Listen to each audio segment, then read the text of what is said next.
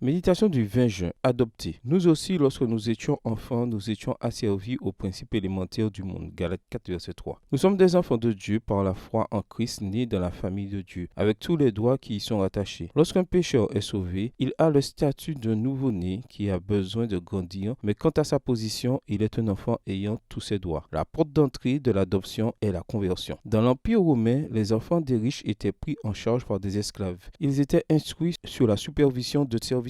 L'enfant n'était pas différent du serviteur qui s'occupait de lui. Le serviteur recevait des ordres du maître et l'enfant recevait des ordres du serviteur. Les religions anciennes se mouraient et les philosophies anciennes étaient vides et impuissantes. De nouvelles et étranges religions envahissaient l'empire. La faim spirituelle régnait partout. Certaines religions annonçaient l'arrivée d'un libérateur. Dieu préparait le monde à la venue de son Fils. La naissance du Christ ne fut pas accidentelle. Elle était projetée par Dieu. Le Christ vint quand les temps furent accomplis. Galates 4, verset 4.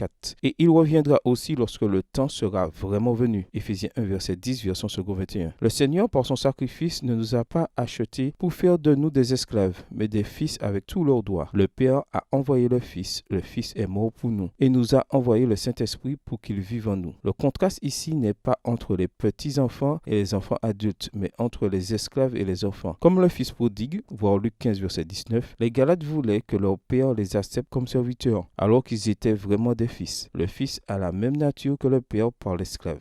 Le Fils a un Père tandis que l'esclave a un maître. Aucun esclave ne peut appeler son maître Père. Lorsque le pécheur fait confiance au Christ, il reçoit le Saint-Esprit qui lui témoigne qu'il est un enfant de Dieu. Le Fils obéit par amour tandis que l'esclave obéit par peur. Les esclaves obéissaient à leur maître par peur du châtiment. Les soldats vaincus obéissaient à leurs conquérants par peur de la mort. Les civilisations anciennes obéissaient à leur Dieu par peur de subir leur colère. Aujourd'hui, la peur continue d'animer de nombreuses personnes. Les employés obéissent à leur patron par crainte d'être licenciés. Les patients obéissent à leur médecin par crainte de la mort. Et même les chrétiens obéissent à Dieu par crainte des malédictions et du châtiment éternel. Dieu a deux trônes, un au plus haut des cieux et un dans le plus humble des cœurs. Phrase de D.L. Moody. Par amour, il nous adopte, il fait de nous ses enfants et ses héritiers, afin que par amour nous puissions vivre en comptant sur lui et en faisant sa volonté. Bonne journée à vous et que le Seigneur vous bénisse.